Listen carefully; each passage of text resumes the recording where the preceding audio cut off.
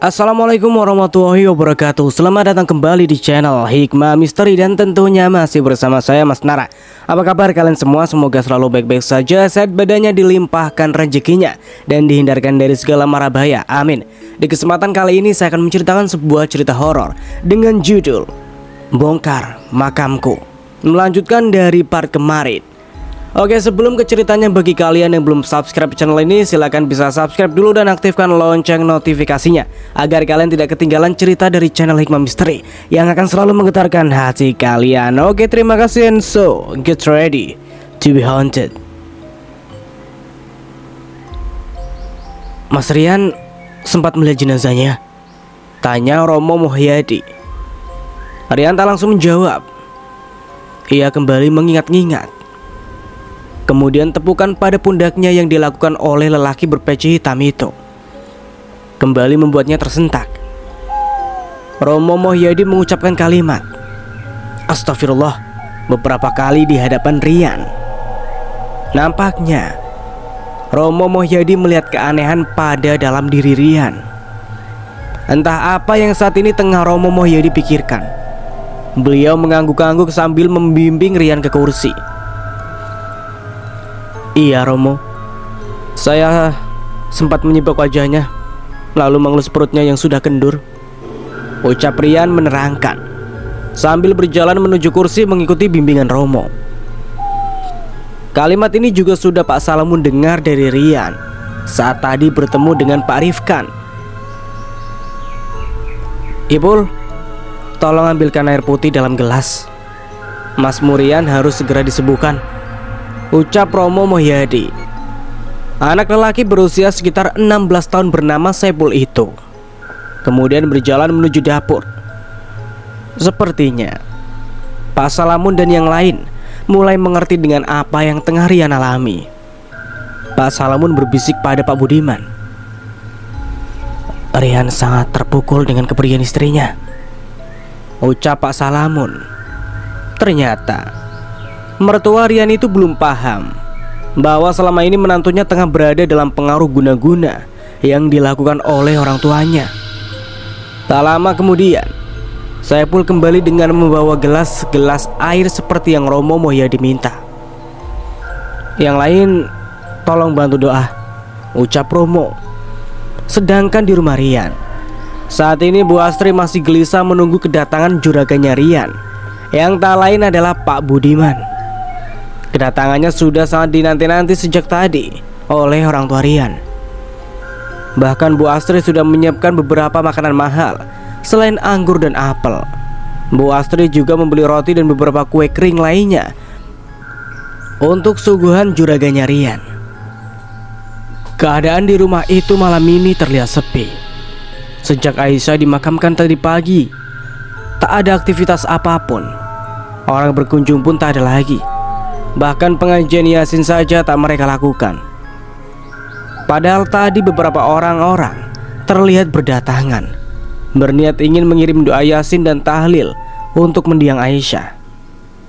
Tapi Bu Astri malah mengusir mereka. Tak ada itikat baik sama sekali yang Bu Astri tunjukkan sejak Aisyah dikuburkan. Tapi kan ini sudah menjadi tanggung jawab kita sebagai yang masih hidup untuk mengirim doa pada yang sudah meninggal, ucap salah satu warga yang berniat membacakan tahlilan untuk Aisyah.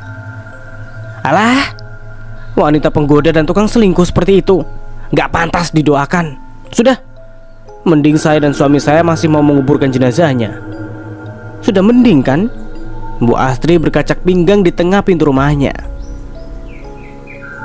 Mau bagaimana lagi kalau sang empunya rumah saja menolak? Apa yang harus mereka lakukan selain pulang? Bu Astri memang terkenal judes dan angkuh. Ia tak segan mencaci orang-orang yang berutang padanya jika salah satu dari mereka tak membayar tepat waktu. Hal itu yang membuat Bu Astri menjadi sok berkuasa karena kebanyakan orang di lingkungan tempat tinggalnya yang membutuhkan bantuan pinjaman darinya. Sepulangnya para warga tadi, rumah kembali hening. Hanya suara Puspito dari dalam kamarnya yang sedang melantunkan ayat-ayat Allah. Ia tetap mengirim doa tahlil untuk Aisyah. Sedangkan Santi, sejak kedatangan suaminya, Ia hanya terdiam di dalam kamar dengan memangku anaknya. Puspito tak diizinkan jauh darinya. Santi masih sangat ketakutan setelah mendapat penekanan dari Waseso, dan juga ketakutannya dengan datangnya Aisyah ke rumah itu. Kopi, makanan, atau pisang goreng tidak ada, Bu. Lapar ini aku. Waseso duduk di kursi tengah setelah seharian pergi entah kemana. Bu Astri memang sengaja menyembunyikan makanan yang ia beli khusus untuk disuguhkan juraganya Rian. Bapak ini datang-datang cuma perut saja yang dipikirkan, sentak Bu Astri. Bapak kan sudah capek mikir, jawab Waseso. Memangnya apa yang Bapak pikirkan? Tanya Bu Astri, seakan menyelidik pada suami barunya. Sebaiknya Ibu siapkan makanan, sentaknya lagi seraya melotot. Tampaknya Bu Astri paham bahwa suaminya tengah marah. Wanita setengah baya itu berjalan menuju dapur belakang, sedangkan Waseso masih duduk di kursi tengah. Pintu rumah mereka masih dalam keadaan terbuka karena masih menunggu kedatangan juragan Rian. Suaranya berhentinya mobil di depan membuat Waseso beranjak. Pasti itu mereka, ucapnya. Baru saja Waseso melangkahkan kaki, terlihat sebuah kain melingkar pada kaki kanannya. Lalu dengan cepatnya tubuh Waseso terseret hingga sampai ke sumur belakang. Bapak, apa yang terjadi? Teriak Bu Astri. Tubuh Waseso sudah terikat pada tali yang berada di atas sumur, tempat Aisyah ditemukan 2 minggu lalu oleh Bu Astri. Tolong Bapak, Bu, lepaskan ikatannya, teriak Waseso. Bu Astri segera meraih tubuh suaminya yang sebentar lagi akan menyeleret jatuh ke dalam sumur. Saat ini Waseso sudah berada di lantai dengan tubuh yang masih terikat tali tambang. Kok bisa? Tiba-tiba Bapak terikat di atas sumur? Padahal Ibu baru akan menyetong nasi ke atas piring, tanya Bu Astri yang juga tampak syok karena apa yang baru ia saksikan. Ulah iblis sontoloyo itu, arwahnya gentayangan, Bu, ujar Waseso setelah berhasil membuka tali pengikat pada kedua kakinya. Kain sobekan daster milik Aisyah yang tadi melilit kakinya kini sudah menjadi tambang, sama persis dengan tali yang mengikat tubuhnya. Jangan keras-keras ngomongnya, di dalam ada Puspito. Nanti kalau dia dengar bagaimana, Pak, ucap Bu Astri. Peduli setan dengan anak itu. Kalau perlu kita masukkan sekalian ke dalam sumur ini bersama wanita dari kampungnya itu, sentak Waseso. Lelaki itu beranjak lalu berjalan ke arah kursi dapur dengan setengah pincang. Ternyata ucapan Waseso didengar oleh Santi. Wanita muda itu mengurungkan niatnya untuk mendekat ke arah ibunya. Ia lebih memilih kembali ke dalam kamar. Mas, malam ini kita harus cari angkutan ya. Kita pergi ke kampung tempat tinggalmu. Kita pergi dari sini, Mas, ucap Santi pada Puspito. Tentu saja membuat Puspito bingung dengan gelagat istrinya. Santi berkeringat. Ia juga berbicara tersenggal dengan memelankan suaranya. Puspito menatap ke arah pintu kamar, memastikan keadaan di luar sana. Tapi tak ada siapapun di sana. Lelaki yang baru menyelesaikan membaca Yasin itu beranjak kemudian menutup pintu kamarnya. Puspito juga mengunci pintu kamar sebelum ia mendekat ke arah istrinya. Ada apa? Sekarang kamu coba cerita pelan-pelan, ucapnya. Tadi memang Santi keluar dari kamar saat mendengar suara teriakan ibunya. Sengaja Santi tak memberitahu pada Puspito karena lelaki yang menikahinya 6 bulan lalu itu masih membaca Al-Quran. Hal itu kemungkinan yang membuat Puspito tak mendengar suara teriakan mertuanya. Tapi Santi tak sempat melihat saat Waseso terseret dari ruang tengah sampai tubuhnya terikat di atas sumur. Ia hanya mendengar ucapan Waseso yang berniat ingin menenggelamkan Puspito ke dalam sumur. Pokoknya kita pindah dari sini, Mas. Kita pergi diam-diam saja. Gak usah pamit sama ibu, apalagi Waseso. Santi kembali berujar sambil menggenggam tangan Puspito, meyakinkan suaminya agar mendengarkan keinginannya.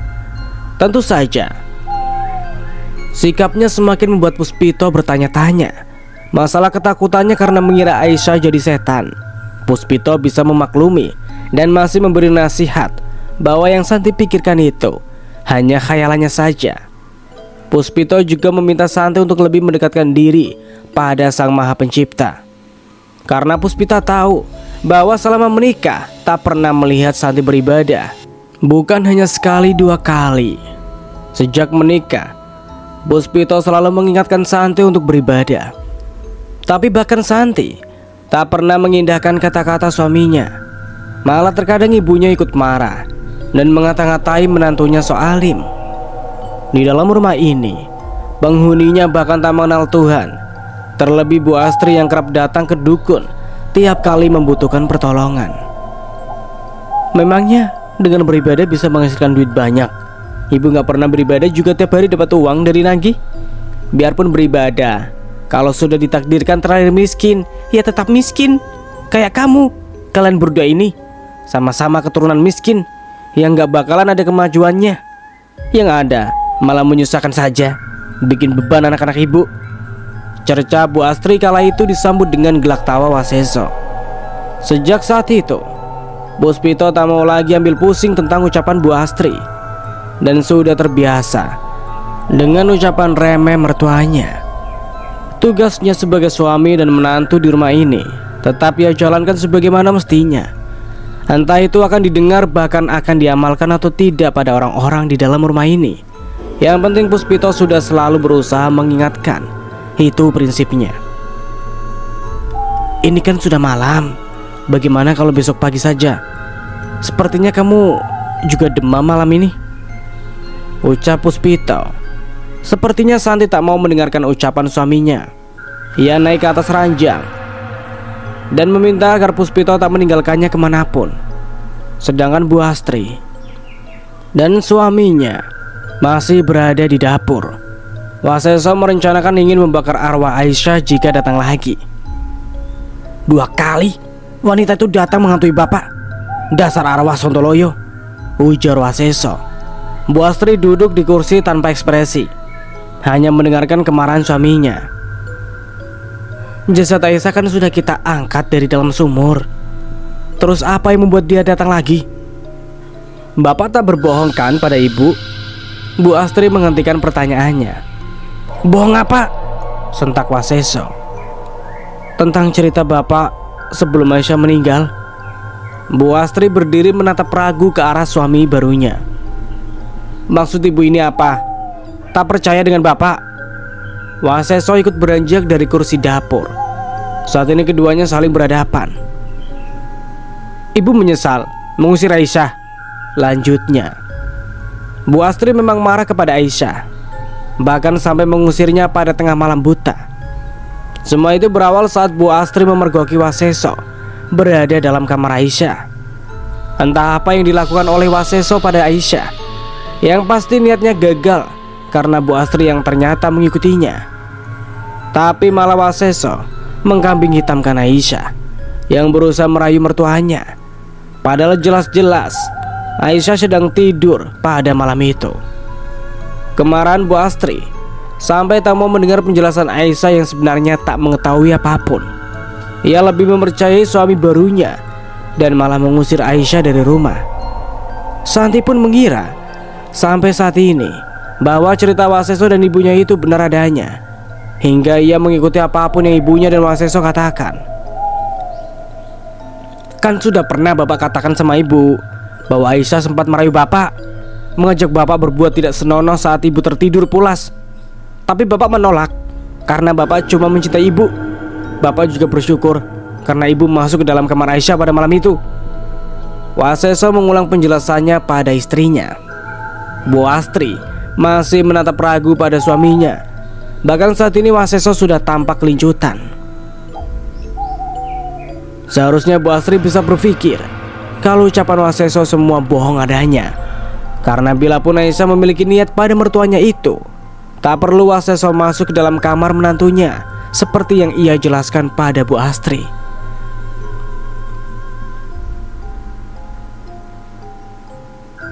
Lalu setelah itu Aisyah kepergok seorang dengan lelaki lain saat di jalan. Bapak mengejar mereka, tapi entah di mana lelaki itu larinya. Bahkan bapak sudah masuk ke dalam hutan. Saat bapak sampai rumah ternyata Aisyah sudah anjlok ke dalam sumur. Dia bunuh diri. Karena perbuatannya sempat Bapak ketahui. Waseso mengulang penjelasannya runtuh. Entah yang keluar dari mulutnya itu benar atau salah. Karena untuk saat ini Aisyah juga sudah tidak bisa dimintai penjelasan. Ibu perlu bukti apa lagi? Tanyanya. Sekarang kan Aisyah sudah mati. Yang terpenting saat ini, ibu jangan sampai memberitahu pada siapapun kalau Aisyah mati di dalam sumur ini. Tetap pada rencana kita. Aisyah mati kena angin duduk. Jelas Waseso, lirih tapi penuh penekanan setiap kalimatnya. Kalau kemarin Santi tak melihat mayatnya mengambang, pasti Bapak juga tak sudi mengangkat mayatnya dari dalam sumur. Lanjutnya, Waseso meninggalkan Bu Astri di dapur. Lelaki itu mengurungkan niatnya untuk makan. Katanya sudah tak berselera lagi. Bu Astri hanya terdiam. Mungkin sedang berpikir, atau mungkin mulai merasakan bahwa ada sesuatu yang janggal atas penjelasan suaminya. Obrolan sengit mereka bahkan tak didengar oleh Santi dan Puspito, karena mereka berbicara sangat berhati-hati. Bu Astri memandangi sumur tua yang berada di dalam dapur. Kemudian menggeser lagi papan penutup yang tadi sempat terbuka. Lalu segera mengikuti langkah Waseso menuju ke ruang tengah. 2 drum air yang tadi Bu Astri pesan dari penjual air saat ini sudah tampak mengering, karena mungkin drum itu bocor sejak sumur itu ditutup 2 minggu lalu. Bu Astri memang membeli air untuk kebutuhan hidup mereka. Puspito yang hendak berwudu karena ingin melakukan sholat isya jadi kebingungan. Tadi setelah Santi dan bayinya tertidur, Puspito baru saja meninggalkan istrinya untuk ke belakang, karena sejak tadi Santi berpesan agar Puspito tak meninggalkannya. Apa aku harus terpaksa menimba air dari dalam sumur? Tapi jika benar di dalam ada bangkai ayam dan belum dikuras, itu berarti najis digunakan. Puspito berbicara sendiri saat berada di dapur. Tapi aku belum menanyakan pada Santi, kenapa dia malah menimba air dari dalam sumur ini kemarin malam, kalau dia sudah tahu bahwa sumur ini kemasukan bangkai ayam. Bahkan ponsel Santi sampai terjatuh ke dalam sumur. Lanjut Puspito mengingat-ingat ucapan Santi tadi sore. Pemuda itu tampaknya sangat penasaran dengan sumur yang masih tertutup dengan papan di hadapannya. Rasa keimanannya terlalu kuat hingga Puspito tak merasa takut, meski di rumah ini baru saja ada yang meninggal. Padahal sejak tadi Santi juga sudah berusaha menyampaikan bahwa Aisyah datang ke rumah ini. Hal itu tak berpengaruh untuk Puspito. Tangan Puspito sudah berhasil meraih papan penutup yang berada di atas sumur yang terbuat dari batu bata itu. Ia setengah membungkuk seperti sedang menyiapkan tangannya. Mas, aku haus mas. Di mana kamu? Suara Santi menghentikan gerakan tangan Puspito. Ia menoleh lalu kembali berdiri tegak. Sesegera mungkin Puspito meraih teko yang berada di meja dapur, lalu menuangkan pada gelas berbahan kaca yang tak jauh dari tempat teko. Kamu dari mana mas? Aku takut. Jangan pergi, ucap Santi. Puspito sudah kembali ke kamarnya. Tadi aku mau ambil wudhu, tapi airnya habis lagi. Kelihatannya drumnya bocor. Puspito menyodorkan gelas berisi air putih ke arah Santi. Mas Rian kok sejak tadi belum datang? Apa mungkin ikut yasinan di kampung ya? Juragannya yang ditunggu-tunggu ibu juga belum sampai, lanjut Puspito. Apa sekarang kita saja ya mas yang pergi ke kampung mas? Di depan kan ada sepeda motor milik temanmu. Aku gak bisa tidur di rumah ini mas, aku takut. Bukannya menjawab pertanyaan suaminya, Santi malah mengungkapkan keinginannya untuk pergi ke kampung malam ini juga. Jalan ke kampung itu kan melewati hutan. Bagaimana kalau tiba-tiba sepeda motornya mogok? Ucap Puspito. Tapi aku takut mas, aku takut. Tubuh Santi terlihat menggigil. Bayinya juga terbangun lalu menangis. Aku kan sudah ada di rumah. Besok sebelum aku kembali ke kota, kita ke kampung dulu. Jika memang kamu kekeh mau tinggal bersama ibu, ucap Puspito. Menunggu besok apa aku masih hidup, Mas? Pertanyaan Santi membuat Puspito terkejut. Ngomong apa kamu ini? Tanya Puspito. Bahkan Puspito tak menanyakan atau membahas perihal penjelasan Santi saat mengaku bahwa Waseso yang membukakan pintu kamar yang sengaja ibunya kunci lalu berusaha memberdaya. Sebaiknya kamu tidur, istirahat, badanmu demam, pungkasnya. Santi tak menjawab lagi. Puspito juga tidur di sebelahnya setelah bayi kecil itu kembali tenang. Sudah hampir jam 2 dini hari. Pak Salamun belum bisa memejamkan matanya. Setelah tadi Rian berhasil diruqyah oleh Romo Muhyadi, ia terlihat lemas, seperti kehabisan tenaga karena beberapa kali memuntahkan darah kental. Dengan kejanggalan yang mulai terbaca atas ungkapan Rian bahwa saat di pemakaman ia mendapat bisikan dari Aisyah, Pak Salamun semakin yakin bahwa ari-ari bayi itu milik Aisyah. Rian juga mengatakan bahwa perut Aisyah mulai kendur saat ia mengusapnya sebelum jenazahnya istrinya itu dikuburkan. Bapak, bongkar makamku, tolong Aisyah, Pak. Astagfirullah. Suara Pak Salamun membangunkan beberapa orang yang saat ini tengah berada di dalam rumahnya. Pintu depan terbuka, Pak. Saipul beranjak seketika. Yayumu, itu Yayumu pulang, ucap Pak Salamun tergagap. Astagfirullahaladzim, ucap Pak Salamun beberapa kali mengucap kalimat istighfar. Tak percaya dengan apa yang baru saja ia dengar. Aisyah seperti berbicara di telinganya, membisikkan kata-kata yang tentunya membuatnya semakin bingung. Aisyah meminta tolong kepada bapaknya, bahkan meminta orang tua tunggalnya itu untuk membongkar makamnya. Sama halnya dengan yang tadi Rian jelaskan pada mertuanya, bahwa ia juga sempat mendapat bisikan dari Aisyah, mengatakan bahwa anaknya masih hidup. Mendengar ucapan bapaknya, Saipul berlari ke arah pintu. Entah berjiwa apa pemuda itu, tapi ia bahkan tak merasa takut saat bapaknya mengatakan bahwa Aisyah pulang. Tidak ada siapapun, Pak, ucapnya setelah ia sampai di tengah-tengah pintu depan. Matanya menelusur ke sekitar sambil celingukan, mencari-cari suatu hal yang telah ia dengar dari bapaknya. Mungkin tadi pintunya belum kamu tutup, Pul, ucap Aditya. Saat ini lelaki itu sudah berdiri di sebelah Saipul, Rian dan mertuanya. Begitu juga dengan Pak Budiman, ikut mendekat ke arah pintu. Semua yang ada di dalam rumah itu kaget, lalu terbangun karena suara Pak Salamun. Saya sudah menutup pintu setelah Romo pulang, jawab Saipul. Karena yang terakhir meninggalkan rumah itu adalah Romo Muhyadi.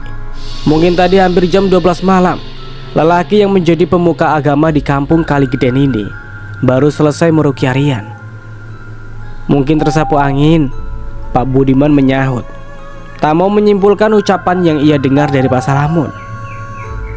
Bisa saja tersapu angin, Aditya mengulang kalimat papanya. Saipul mengangguk-ngangguk, seperti membenarkan ucapan dua orang lelaki dari kota itu. Sedangkan Pak Salamun dan Rian mungkin meyakini bahwa itu Aisyah, karena keduanya secara sadar telah mendapat bisikan suara Aisyah. Mungkin hanya pikiran Bapak saja. Dari tadi Bapak kan belum tidur. Mungkin karena Bapak lelah, ucap anak bungsu Pak Salamun itu. Meski usianya saat ini masih belia, tapi Saipul adalah sosok pemuda mandiri. Mungkin karena sudah terbiasa hidup sendiri, hingga membuatnya tumbuh menjadi pemuda pemberani. Karena kesibukan bapaknya di sawah, Saipul sering ditinggalkan untuk menjaga tanamannya kalau sudah menghadapi waktu panen. Bahkan kadang sampai berhari-hari Pak Salamun akan tinggal di gubuk. Jika tidak, pasti hasil panennya malah raib dibabat habis oleh para pencuri nakal. Bapak mana bisa tidur, Pul? Memikirkan Yayukmu, memikirkan ari-ari bayi itu, memikirkan cerita Pak Rifkan. Semuanya membuat Bapak berpikir keras. Semuanya membuat Bapak sangat berpikir lagi. Ditambah lagi dengan apa yang sedang Rian alami. Siapa yang mengguna-gunainya? Apa niatnya? Sebenarnya ada salah apa antara Aisyah dan Rian hingga ada yang berbuat jahat seperti itu. Pak Salamun melepas kupluknya kemudian duduk menyandar di kepala kursi yang terbuat dari kayu. Saat ini kelima lelaki itu tengah berada di ruang tengah rumah Pak Salamun yang berukuran sempit. Pintu masih dibiarkan terbuka oleh Saipul. Yang penting Pak Salamun sehat saja. Jangan memikirkan terlalu jauh. Nanti saya dan Aditya akan membantu. Kita datangi dulu rumah sakit. Rumah sakit tempat Aisyah pernah dirawat dulu. Saat jenazahnya disucikan dari sana, kita bisa meminta keterangan dari para pihak rumah sakit. Pak Budiman berbicara runtuk, mengungkap apa yang akan mereka mencari tentang perginya Aisyah dan bisikan yang Rian dapatkan saat di pemakaman. Maaf Pak, Mas Rian, sekali lagi saya minta maaf jika saya keliru dan menyinggung. Tapi sepertinya Mbak Aisyah belum tenang. Arwahnya masih gentayangan, ungkap Aditya. Dengan terpaksa Aditya menyampaikan hal itu karena kejanggalan yang ia lihat. Astagfirullahaladzim, apa yang terjadi dengan anak perempuanku? Ada apa ini sebenarnya? Kasihan kamu, Dok. Kenapa bapak tak membawamu pulang saja sebelum semua terjadi padamu? Ini salah bapak. Salah bapak karena telah mempercayakan pada suamimu, ucapan Aditya. Rupanya malah menambah sesak dalam hati Pak Salamun. Sebagai orang tua pasti Pak Salamun bertanya-tanya, hal apa yang membuat anak perempuannya masih belum bisa pergi dengan tenang. Bapak yang sabar.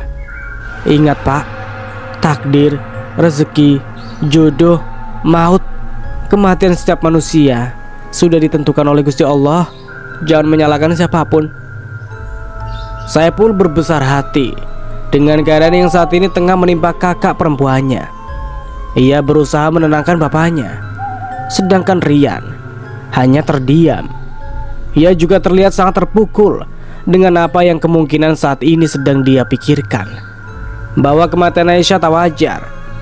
Tapi semua itu tentu akan melibatkan orang-orang kepercayaannya yang tinggal satu atap bersama Aisyah. 7 hari kematiannya saja belum berlalu, tapi Aisyah sudah menunjukkan tanda-tanda seperti ini pada kita, ucap Pak Salamun semakin tergugu menjelaskan. Apa Mas Rian mencurigai sesuatu?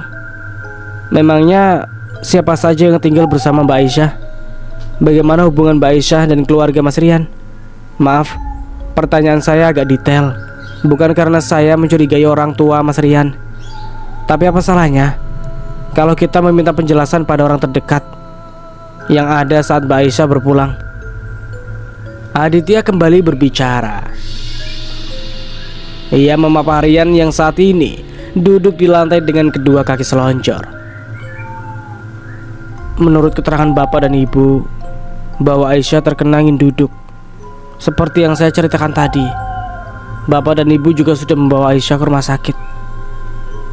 Orang tua saya tak mungkin membiarkan Aisyah begitu saja.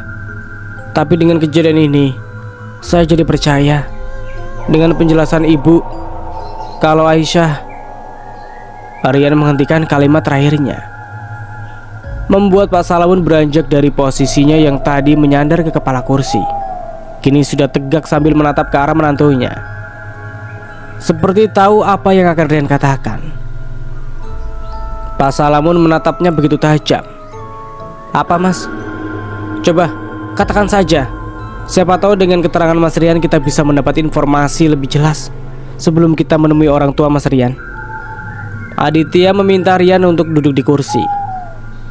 Sepertinya malam ini mereka lalui dengan pembicaraan yang belum juga menemukan ujungnya. Karena untuk tidur saja pasti mereka tak bisa memejamkan mata dengan kejadian ini. Aisyah memiliki lelaki lain. Itu yang dikatakan oleh bapak dan ibu saya. Tutup mulutmu Rian. Tutup. Bek. Satu kali bogem dari tangan Pak Salamun mendarat tepat pada bibir menantunya, membuat lelaki muda itu kembali terkapar.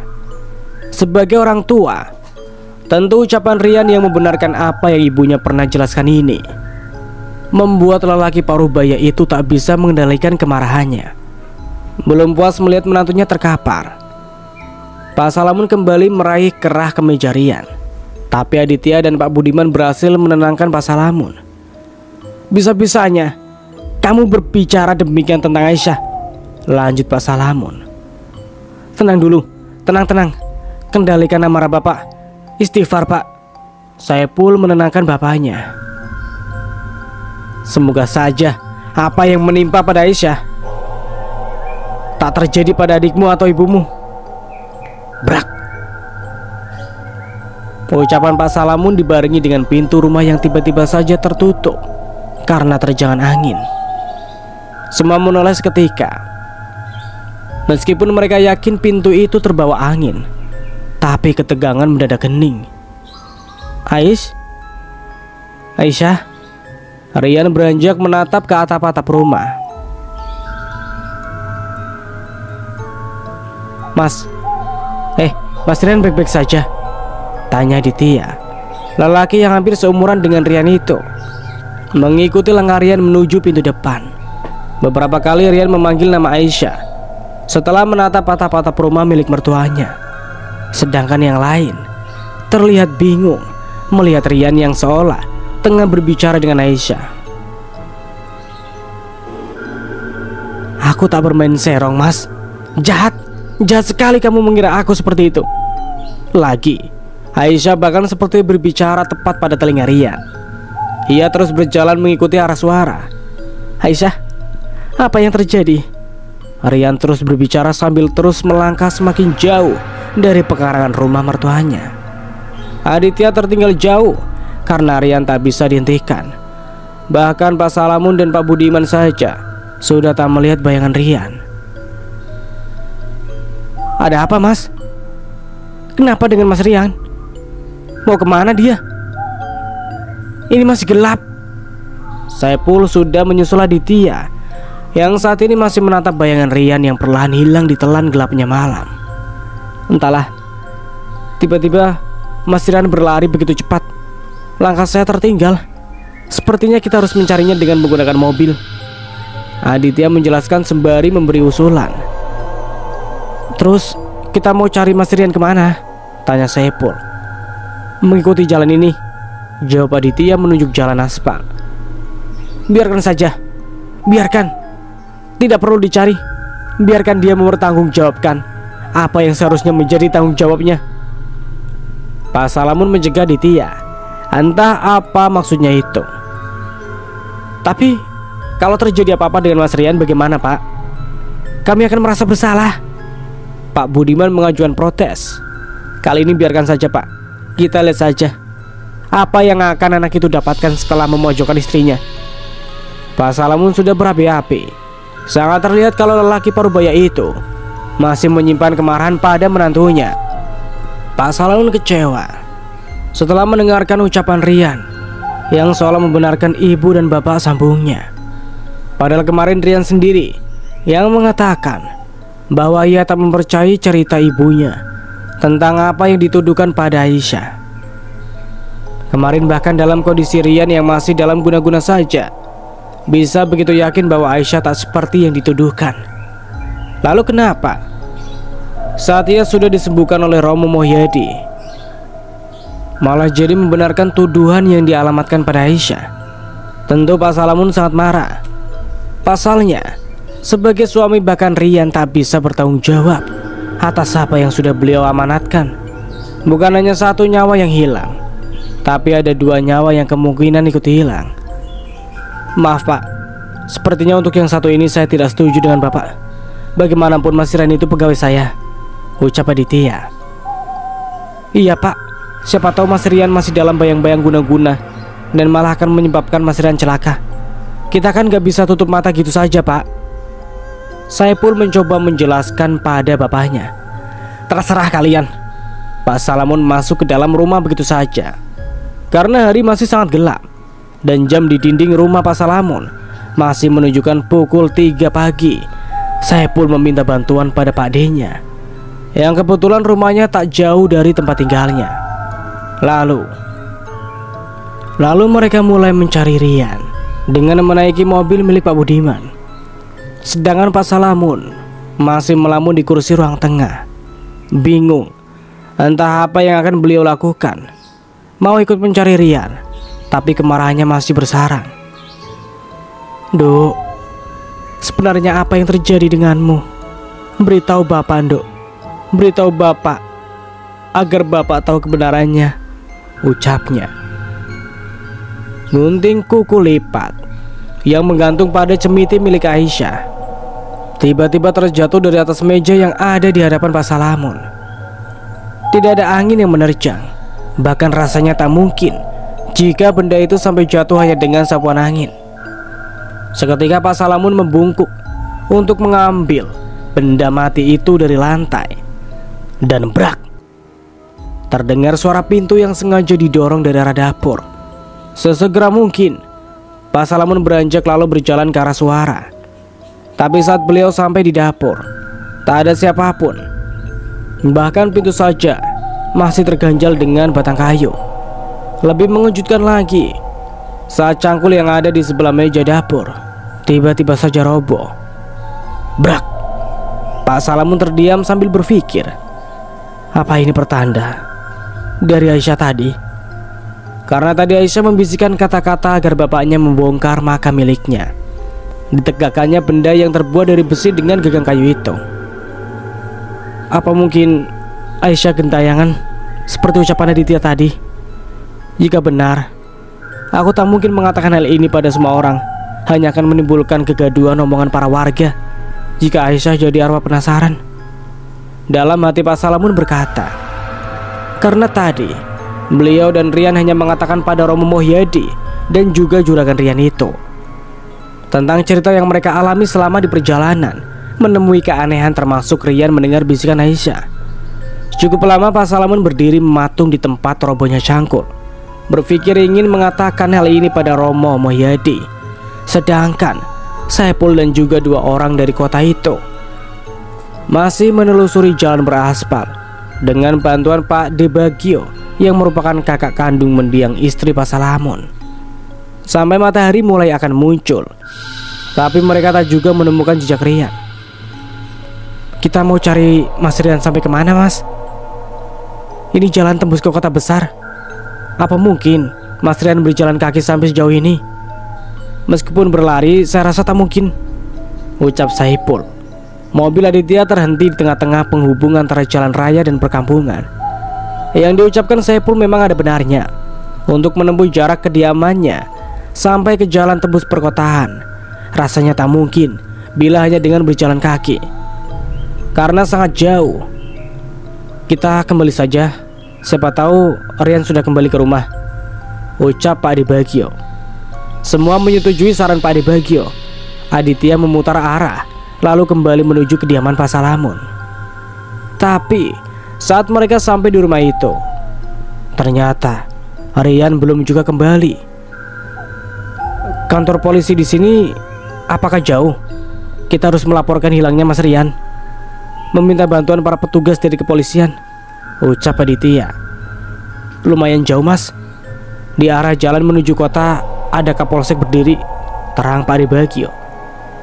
Apa kita harus kembali lagi ke sana? Tanya Pak Debagio. Aditya mengangguk. Loh, boyongan Mas Puspito, mau kemana? Pak Rifkan menyapa Puspito, yang saat ini terlihat sedang menata beberapa tas berisi pakaian anak dan istrinya. Santi juga sudah bersiap untuk pergi ke kampung suaminya. Sengaja mereka pergi tanpa berpamitan pada Bu Astri dan Waseso. Tadinya Puspito tak setuju, tapi setelah Santi terus membujuknya, akhirnya ia mengikuti keinginan istrinya. Padahal Puspito sendiri juga menyimpan banyak pertanyaan atas sikap Santi, hanya karena tak ingin membuat Santi semakin stres, hingga membuat Puspito tak menanyakan alasan istrinya. Kebetulan pagi hari seperti ini, Bu Astri dan Waseso pergi ke pasar untuk menagih tagihan harian uang yang mereka pinjamkan pada pedagang di pasar. Mau ke kampung, Pak? Puspito menjawab sekenanya. Oh, mau ke kampung keluarganya Mbak Aisyah ya? Saya sampai lupa, kalau Mas Puspito dari kampung yang sama dengan almarhumah? Pak Rifkan kembali berbicara. Puspito mengangguk. Lalu di rumah sepi ya Mas? Padahal baru kemarin Mbak Aisyah meninggal dan dikuburkan. Tapi nggak ada pengajian atau yasinan di rumah ini. Lanjut Pak Rifkan. Ais sudah meninggal sejak 2 minggu yang lalu, bukan kemarin, Santi berujar. Ucapan Santi tentu saja membuat Puspito dan Pak Rifkan terperanjat. Mbak Santi ini kok ngelantur ngomongnya. Orang kemarin malam sebelum Mbak Aisyah meninggal masih datang ke wartel. Kemarin siang saya juga ketemu Mas Rian dan orang tua Mbak Aisyah. Menurut penjelasan orang tuanya, kalau Mbak Aisyah sempat menelpon ke kampung sebelum pagi ditanyakan meninggal karena ingin duduk. Lelaki penjaga wartel itu menjelaskan runtuk tentang apa yang ia ketahui. Santi seperti kelincutan setelah mendengar Pak Rifkan berbicara. Dan sepertinya ia baru menyadari bahwa baru saja ia kelepasan bicara. Oke, sampai di sini dulu ceritanya. Nantikan kelanjutan ceritanya di part berikutnya. Dari saya mohon maaf bila ada salah kata. Akhir kata, wassalamualaikum warahmatullahi wabarakatuh. Sampai jumpa di video berikutnya.